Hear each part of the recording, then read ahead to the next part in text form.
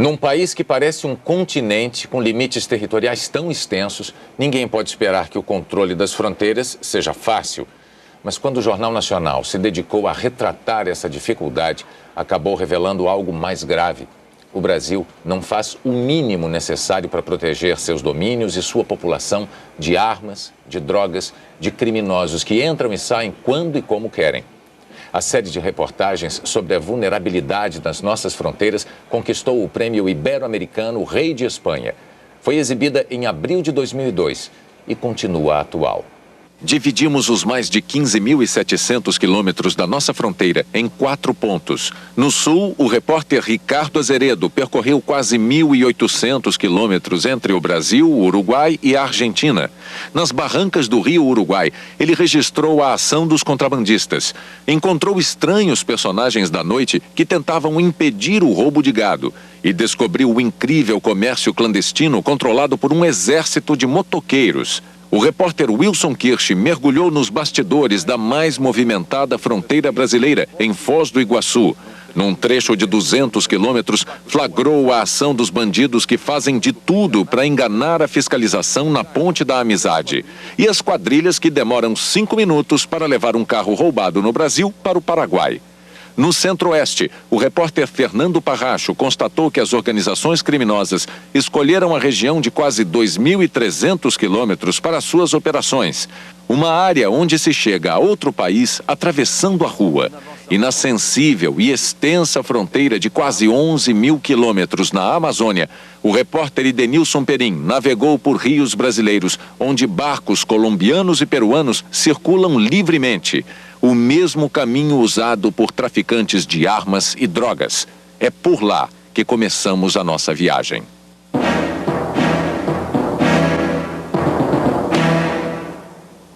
Os estados que compõem a Amazônia Legal fazem fronteira com 7 países. Nesta área de 5 milhões de quilômetros quadrados, onde cabem 32 países da Europa, existem apenas 3 rodovias que saem do Brasil: para a Guiana Francesa, para a Guiana e para a Venezuela. A linha de fronteira aqui é traçada por rios e mato. Todo tipo de criminalidade, tráfico de armas, de entorpecentes, crime contra o meio ambiente, aí você inclui biopirataria, extração ilegal de madeira. 3 barcos da Polícia Federal percorrem a região. Às vezes, os agentes navegam o dia inteiro sem encontrar ninguém. A gente conhece o barco colombiano, né? E que é diferente até a pintura, né, do barco. Eles passam sempre por aqui. Os lagos do município de Santo Antônio do Içá são os preferidos pelos barcos colombianos. Eles compram os peixes ornamentais pescados pelos moradores brasileiros. Uma prática ilegal e predatória. Eles flecham a aruanã no toco da cabeça, aí eles pegam todos os filhotes. E as aruanã, quando eles não aproveitam, eles jogam para fora. E elas não vão mais sobreviver, vão morrer. Com os peixes contrabandeados de rios brasileiros, a Colômbia se tornou um dos maiores exportadores de peixes ornamentais do mundo. A Venezuela também está lucrando com a frágil fronteira do Brasil. Contrabandistas trazem gasolina, que lá custa 40 centavos o litro, para vender aqui. No ano passado, a Polícia Federal apreendeu 150 carros e 88 mil litros de combustível, mas suspeita que só conseguiu pegar 1 de cada 10 litros que entraram no Brasil sem pagar imposto.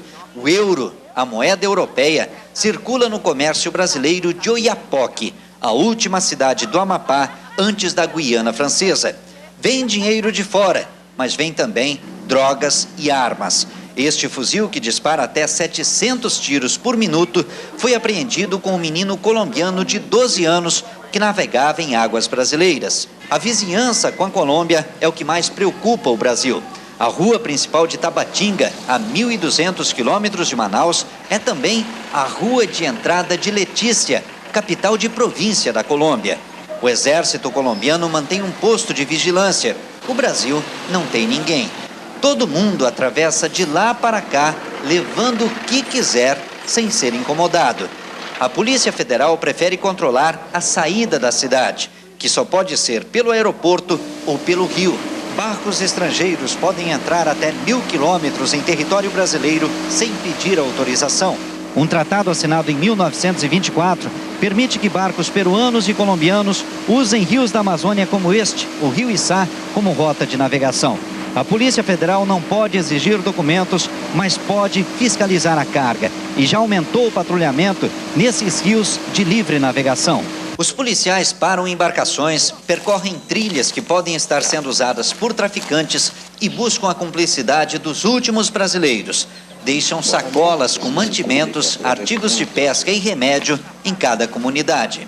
A esperança é que o emblema no saco plástico assuste traficantes e guerrilheiros e sirva para que os moradores se lembrem de avisar a Polícia Federal sempre que estrangeiros aparecerem por aqui.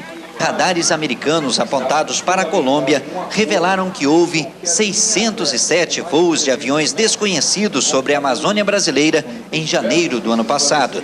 Os mesmos radares espiões mostram 8 pistas de pouso numa região entre a Guiana e o Suriname, bem ao lado do Brasil. Todos os dados que nós temos se verificam que aqui se faz um traslado de drogas, certo? Traslado de armas. Cercado de mapas e fotografias de satélite, o delegado Mauro Espósito comanda a Operação Cobra, uma barreira de 280 homens que tenta evitar que guerrilheiros e traficantes, fugindo do exército colombiano, venham parar no Brasil. Estão empurrando os guerrilheiros que se encontravam aqui na zona liberada e que só tem, deixando só um caminho para eles. Os rios que fluem para dentro do território brasileiro. Em julho, toda a movimentação na região começa a ser monitorada pelo CIVAM. O sistema de vigilância da Amazônia terá 25 radares interligados e ainda aviões capazes de localizar até barcos usados pelo tráfico à noite. Fronteira sensível, pela sua extensão, pela importância da área que ela contorna, que ela delineia, e também pelo horizonte cinza do entorno. O primeiro confronto já ocorreu. Soldados do Exército afundaram um barco com 5 colombianos depois de uma troca de tiros em Ipiranga. O material encontrado indica que eram guerrilheiros das Farc. As Forças Armadas brasileiras mantêm 26 mil homens para patrulhar a fronteira da Amazônia. Foram 4.000 quilômetros de carro, 15 dias de viagem entre as cidades de Coronel Sapucaia e Porto Espiridião, enfrentando os perigos de uma fronteira dominada por traficantes. Ficamos 3 dias no encalço do homem que usa o ônibus para traficar drogas na região.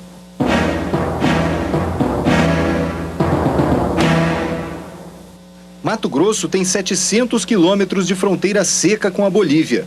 Ao longo da linha divisória, o Exército mantém 6 destacamentos e a Polícia Rodoviária Federal tem 4 postos entre Cuiabá e a divisa com Rondônia. A cada 10 quilômetros existe uma estrada vicinal que liga os 2 países e onde não há qualquer controle do que entra ou sai do Brasil. As chamadas cabriteiras são artérias por onde circulam cocaína produzida na Bolívia e carros roubados no Brasil, principal moeda de troca no comércio de drogas na Bolívia. A falta de policiamento deixa a fronteira aberta ao crime. Este homem vive do tráfico de drogas na fronteira do Brasil com a Bolívia. Vou lá frequentemente, umas 2 vezes por mês, busco, venho, não tem problema nenhum. Antes de amanhecer em Cáceres, a 200 quilômetros de Cuiabá, ele embarca no ônibus em direção a San Matias, na Bolívia. 8 horas depois, em território boliviano, o traficante pega o mesmo ônibus de volta ao Brasil, com a droga escondida no corpo. No trecho de 90 quilômetros da BR-070, ele passa por uma guarnição do Exército boliviano, pelo destacamento do Exército brasileiro, onde apenas 2 soldados controlam a passagem de veículos, por uma barreira da Polícia Militar e, finalmente, pelo posto da Polícia Rodoviária Federal na entrada de Cáceres. Em nenhum desses postos de fiscalização, o ônibus foi revistado e os passageiros não precisaram se identificar. No Brasil, ele mostra a droga transportada na calça, 1 quilo de cocaína pura e 200 gramas de pasta base, que depois vai ser transformada em cocaína. Qual é a quantidade que você imagina que passe de cocaína da Bolívia para o Brasil todos os dias? Eu calculo média de 80 a 100 quilos por dia, talvez passe até mais. Grupos armados de brasileiros e bolivianos invadem fazendas tradicionais da região. Expulsam empregados, roubam o gado, destroem galpões e casas e mantém homens armados para impedir a entrada dos proprietários. Este fazendeiro tenta reaver na justiça a terra invadida há 4 anos. Além da revolta, que é muito grande, é a desilusão, aquilo que a gente não gostaria de ter. Cria um verdadeiro terrorismo nos proprietários, e a intenção deles é justamente essa: buscar o que tem de valor dentro dessas propriedades. Nesta região da fronteira entre Brasil e Bolívia, assaltantes, grileiros e traficantes agem com ousadia. Um exemplo disso está aqui. O posto avançado da Polícia Militar em Porto Esperidião foi destruído a tiros e golpes de picareta. Os PMs não voltaram mais para cá. O posto foi construído com a ajuda de proprietários rurais que pedem uma presença mais efetiva das Forças Armadas na fronteira. Além de combater esse tipo de crime, vai combater o tráfico de droga, armas. Na fronteira do Brasil com o Paraguai, em Mato Grosso do Sul, moradores estão assustados. É o medo, né, do que pode vir a acontecer. Em Coronel Sapucaia, a 450 quilômetros de Campo Grande, a falta de segurança está fazendo muita gente ir embora. A cidade, vizinha a Capitambado, no Paraguai, se transformou numa base de operação de criminosos vindos de outros lugares do Brasil. E um dos motivos é a facilidade que assaltantes e traficantes encontram de se esconder da polícia brasileira. Basta atravessar a rua e a pessoa já está em território paraguaio. Policiais que investigam o crime organizado dizem que grupos especializados em roubo e ligados ao narcotráfico usam o dinheiro para comprar armamentos e financiar a fuga de presos nas principais capitais brasileiras. A fronteira é muito desprotegida, de certa forma, porque nós temos a estrutura das polícias, de uma forma geral, tanto brasileira como paraguaia, uma certa deficiência no combate a esses criminosos. A cidade paraguaia de Pedro Juan Cabalheiro também é ligada por uma avenida a Ponta Porã, no Brasil. Este jornalista paraguaio investiga há 10 anos as ações dos narcotraficantes. Ameaçado de morte, vive escoltado por agentes da Polícia Nacional. Não se afasta da arma nem no escritório. Ele afirma: na fronteira Brasil-Paraguai, o traficante Fernandinho Beiramar, que está preso no Brasil, mantém um quartel-general e um bunker, onde armazena uma grande quantidade de armamentos, cocaína e dólares. É desse lugar que pessoas de confiança do traficante controlam o tráfico de drogas para o Brasil a partir do Paraguai, na região de Capitambado.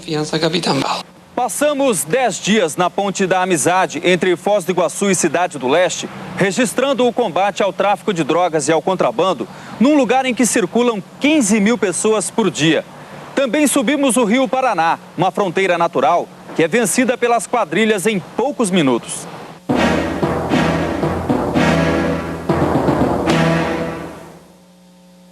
Na fronteira mais movimentada do país, o congestionamento é aliado de bandidos que atacam sacoleiros e turistas. Repare na dupla que cerca o carro verde. Enquanto o rapaz da esquerda distrai o motorista, o da direita pega uma bolsa que está dentro do carro e foge. Por causa do grande movimento, o controle aqui é feito por amostragem. De cada 10 veículos, 2 são revistados em média. Só um olhar treinado consegue frustrar golpes como este.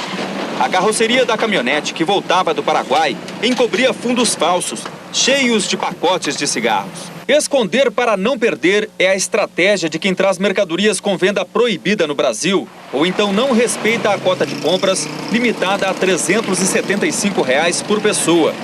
Nos carros ou nos ônibus, qualquer lugar vira esconderijo.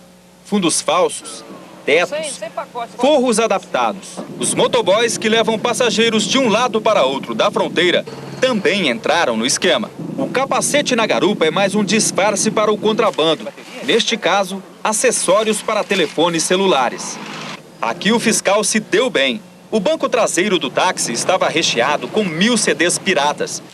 Todo o cigarro falsificado vendido no Brasil passa por aqui. Mesmo caminho por onde entram também metade dos CDs piratas e 12% dos brinquedos contrabandeados. Negócios clandestinos que, segundo a Associação Brasileira de Comércio Exterior, dão prejuízo anual de 20 bilhões de reais ao Brasil e impedem a geração de 1,5 milhão de empregos. Por esta fronteira entra também a maioria das drogas consumidas no Brasil. Quadrilhas que comandam a produção de cocaína e maconha mantêm bases no Paraguai e usam a região como rota. Em 2000, por exemplo, a Polícia Federal apreendeu aqui 1.900 quilos de maconha. No ano passado, foram 18 toneladas. A Polícia Federal tem investido pesado na disponibilização de recursos, novas viaturas, novos equipamentos de comunicação, novos armamentos. Juntas, a Polícia Federal, a Receita Federal e a Polícia Rodoviária mantêm em média 70 pessoas por dia fiscalizando a Ponte da Amizade. Ainda assim, muitos traficantes e contrabandistas conseguem furar o cerco. E este não é o único caminho usado pelos criminosos na fronteira do Paraná com o Paraguai, um trecho mais vulnerável do que se imagina. Em linha reta de Foz do Iguaçu a Guaíra, são 200 quilômetros de fronteira formados pelo rio Paraná e pelo lago da usina de Itaipu. Nesta área, os barcos carregados de contrabando e drogas navegam em águas tranquilas, sem fiscalização permanente. Os ladrões de carros também aproveitam essa facilidade. Usando portos clandestinos, eles embarcam em balsas improvisadas os veículos roubados no Brasil. A Polícia Militar patrulha a região, mas a geografia está do lado das quadrilhas. Para atravessar um veículo roubado para o Paraguai demora no máximo 5 minutos. O que aconteceu neste ponto mostra bem a dificuldade na fiscalização. Depois de descobrir que essa estrada era muito usada pelas quadrilhas, a polícia mandou abrir valetas com tratores e dinamitou a pista para impedir o acesso dos veículos. De nada adiantou. Os ladrões abriram outros caminhos para desviar dos buracos e continuaram embarcando carros no mesmo lugar. A polícia diz que os ladrões agem sempre à noite, cada vez num ponto diferente. Flagrantes são uma raridade, registrados em poucas fotos. O crime que a polícia quase não vê virou rotina para os moradores da região. Mas eles evitam falar sobre o assunto. Abriu a boca, morreu, não tem negócio. Aqui é assim, eu não sei, não vi, acabou. Em 11 dias de viagem, percorremos 2.000 quilômetros do norte do estado, onde Brasil e Argentina são separados por um rio, até o extremo sul, onde o Pampa Gaúcho se confunde com o território uruguaio. Acompanhamos durante 2 dias os contrabandistas motoqueiros e descobrimos como e onde agem as milícias da noite.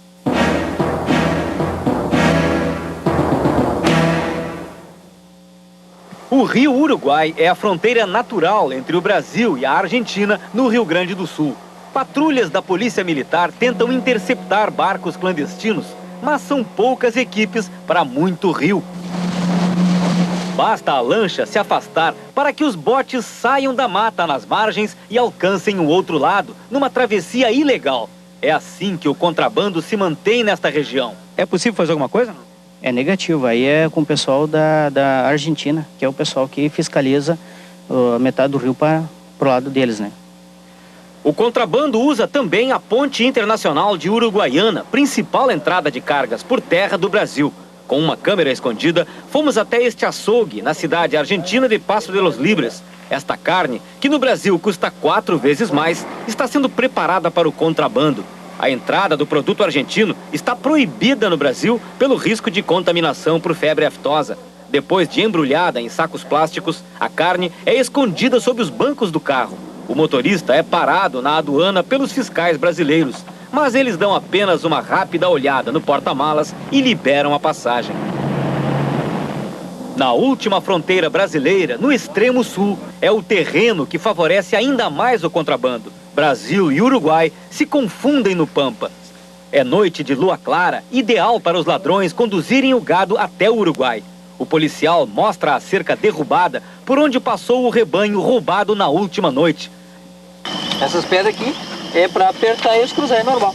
Nessa linha de fronteira, a única referência que a gente tem para saber se está no Brasil ou no Uruguai são estes marcos de concreto bem no meio do campo. Mas eles ficam muito distantes um do outro e por isso é fácil se perder por aqui.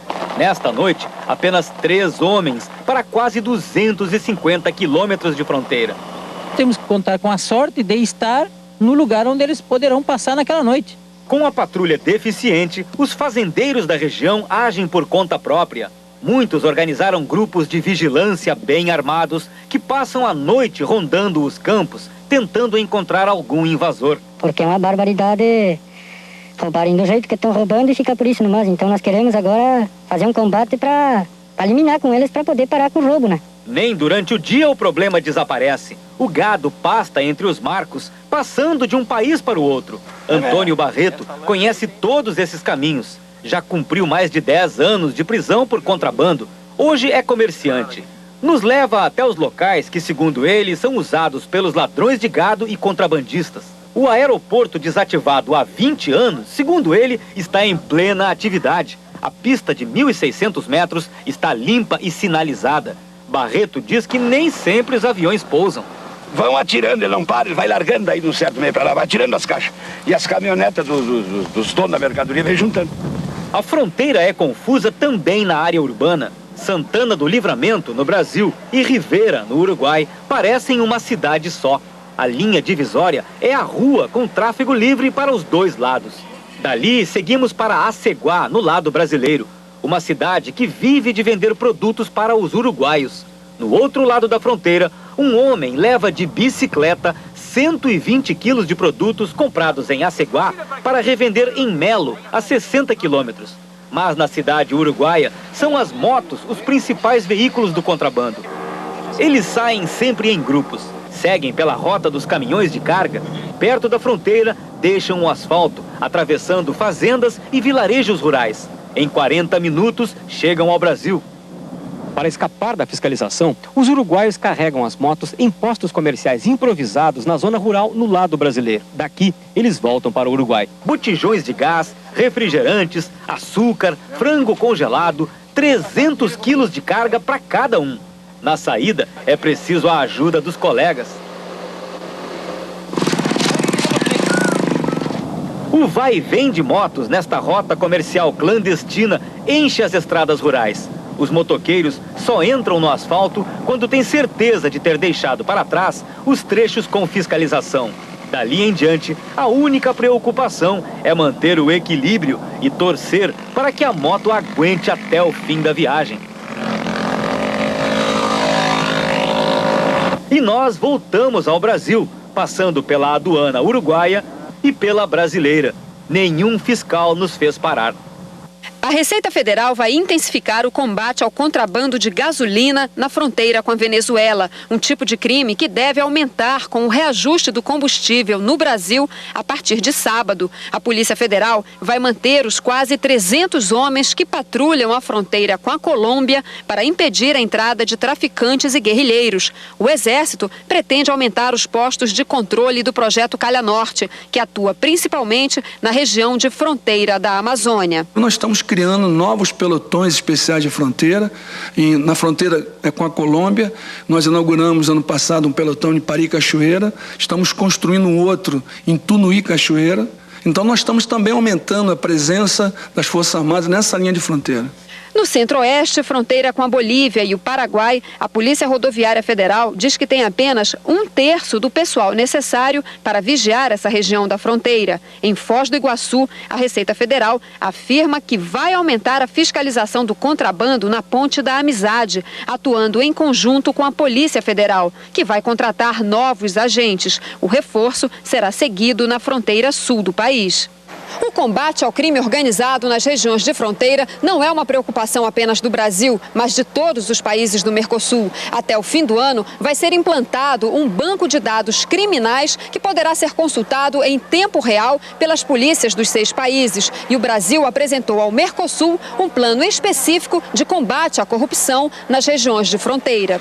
O Brasil também propôs ao Uruguai um acordo para regularizar a faixa de fronteira. Os cidadãos dos 2 países que vivem em cidades separadas por apenas uma rua seriam cadastrados e receberiam uma cédula especial de identidade. Ao mesmo tempo, permitirá o exercício efetivo dos direitos daquelas pessoas de bem que vivem na fronteira e que se integram com maior naturalidade, como também o combate mais efetivo, porque quem não tiver o documento, quem não tiver passado pelo controle dos estados, provavelmente alguém tem alguma coisa a esconder.